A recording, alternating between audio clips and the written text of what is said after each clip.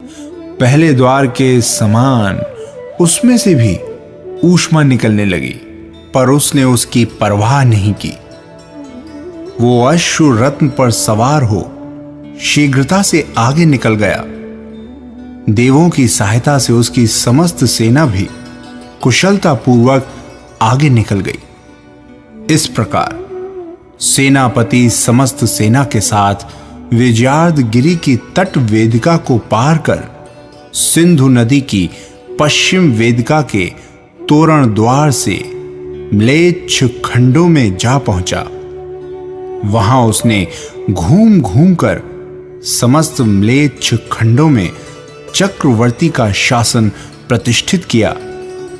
फिर म्लेच्छ राजा और उनकी सेना के साथ वापस आकर पहली गुफा के द्वार पर निरीक्षण किया। सेनापति को म्लेच्छ खंडों के जीतने में जितना समय लगा था, उतने समय की अवधि में गुहा द्वार की ऊष्मा शांत हो चुकी थी। गुहा में प्रवेश करने के उपाय सोचकर विजयी जय कुमार चक्रवर्ती से आ मिला। चक्रवर्ती भरत ने उसका बहुत सम्मान किया। जय कुमार ने साथ में आए हुए म्लेच्छ राजाओं का चक्रवर्ती से परिचय कराया। इसके अनंतर सम्राट भरत समस्त सेना के साथ उस गुहा द्वार में प्रविष्ट हुए। सेनापति और पुरोहित गुफा की दोनों दीवालों पर कांकड़ी रत्न घिसते जाते थे, जिससे उस तमिश्रापूर्ण यानी अंधकार युक्त गुफा में सूर्य चंद्रमा के प्रकाश की तरह प्रकाश फैलता जाता था। गुहा का आधा मार्ग तय करने पर उन्हें निमन्ना और उन्मन्ना नाम की दो नदियां मिली। निमन्ना नदी हर पदार्थ को डुबा देती थी और उन्मन्ना नदी डूबे हुए पदार्थ को ऊपर ला देती थी। स्थपति रत्न ने दोनों नदियों के पुल तैयार कर दिए थे। चक्रवर्ती समस्त सेना के साथ उन्हें पार कर आगे बढ़े। इस तरह कुछ दिनों तक निरंतर चलने पर गुहा मार्ग समाप्त हो गया और चक्रवर्ती तट के वन में पहुंच गए। वहां सिंधु नदी के शीतल जल कणों से मिश्रित पवन के सुखद स्पर्श से सबको बहुत आनंद हुआ।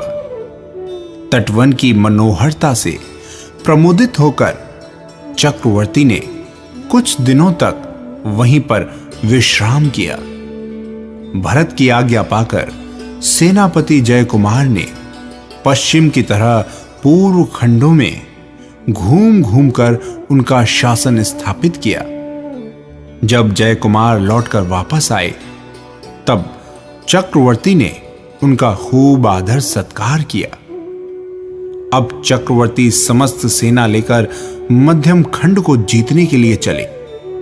वहां उनकी सेना का तुमुल रव सुनकर दो म्लेच्छ युद्ध करने के लिए भरत के सामने आए। उन म्लेच्छ राजाओं को उनके बुद्धिमान मंत्रियों ने पहले तो युद्ध करने से बहुत रोका, पर अंत में जब उनका विशेष आग्रह देखा, तब उन्हें युद्ध करने के अनेक उपाय बताए।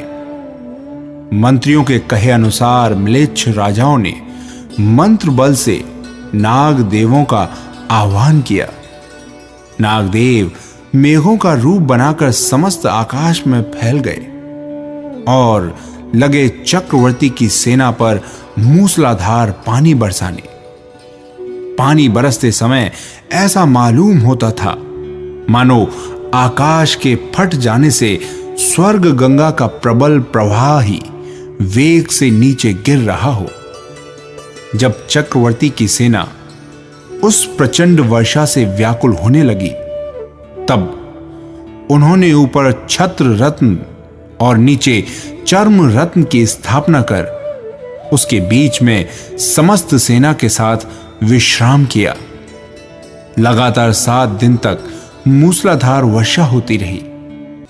जल के ऊपर दोनों रत्नों को देखकर ऐसा मालूम होने लगा था कि भरत की सेना समुद्र में तैर रही है। ऐसी परिस्थिति देखकर भरत ने उपद्रव दूर करने के लिए गणबद्ध देवों को आज्ञा दी।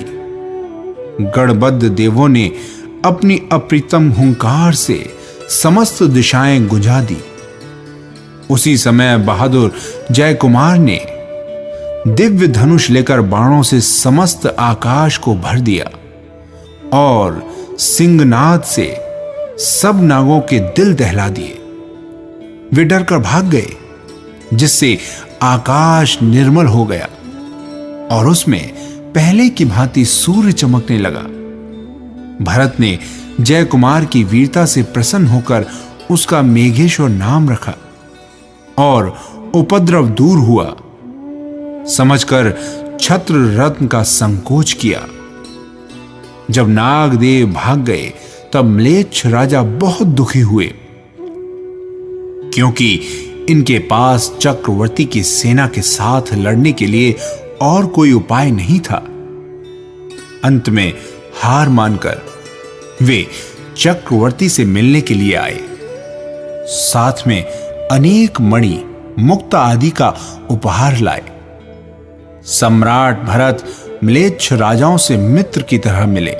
भरत का सद्व्यवहार देखकर वे पराजित होने का दुख भूल गए और कुछ देर तक अनुनय विनय करने के बाद अपने स्थान पर चले गए। इसके अनंतर भरत जी समस्त सेना के साथ हिमवत पर्वत की ओर गए। वहां मार्ग में सिंधु देवी ने अभिषेक कर उन्हें एक उत्तम सिंहासन भेंट किया। कुछ दिनों तक गमन करने के बाद वे हिमवत पर्वत के उपकंठ यानी समीप में पहुंच गए। वहां उन्होंने पुरोहित के साथ उपवास करके चक्र रत्न की पूजा की तथा और भी अनेक मंत्रों की आराधना की। फिर हाथ में वज्रमय धनुष लेकर हिमवत पर्वत के शिखर को लक्ष्य कर अमोघ बाण छोड़ा। उसके प्रताप से वहां रहने वाला देव नम्र होकर चक्रवर्ती से मिलने आया और साथ में अनेक वस्त्राभूषणों की भेंट लाया। चक्रवर्ती ने उसके नम्र व्यवहार से प्रसन्न होकर उसे विदा किया। वहां से लौटकर वे वृषभाचल पर्वत पर पहुंचे।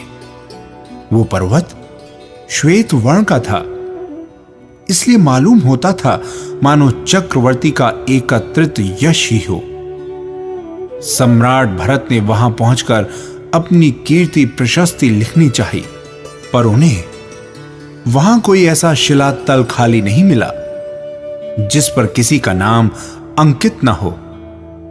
अब तक दिग्विजय भरत का हृदय अभिमान से फूला न समाता था, पर ज्यों ही उनकी दृष्टि असंख्य राजाओं की प्रशस्तियों पर पड़ी, त्यों ही उनका समस्त अभिमान दूर हो गया। निदान उन्होंने एक शिला पर दूसरे राजा की प्रशस्ति मिटाकर अपनी प्रशस्ति लिख दी। सच है, संसार के समस्त प्राणी स्वार्थ साधन में तत्पर हुआ करते हैं। वृषभाचल से लौटकर वे गंगा द्वार पर आए। वहां गंगा देवी ने अभिषेक कर उन्हें अनेक रत्नों के आभूषण भेंट किए। वहां से लौटकर वे विजयार्द गिरी के पास आए। वहां गुहा द्वार का उद्घाटन कर प्राच्य खंड की विजय करने के लिए सेनापति जय कुमार को भेजा और स्वयं वहीं पर 6 मास तक सुख से ठहर गए। इसी बीच में विद्याधरों के राजा नमी विनमी अनेक उपहार लेकर चक्रवर्ती से भेंट करने के लिए आए। चक्रवर्ती के सद्व्यवहार से प्रसन्न होकर नमी राजा ने उनके साथ अपनी बहन सुभद्रा का विवाह कर दिया। अनवद्य सुंदरी सुभद्रा को पाकर चक्रवर्ती ने अपना समस्त परिश्रम सफल माना। इतने में सेनापति जय कुमार प्राच्य खंडों को जीतकर वापस आ गया।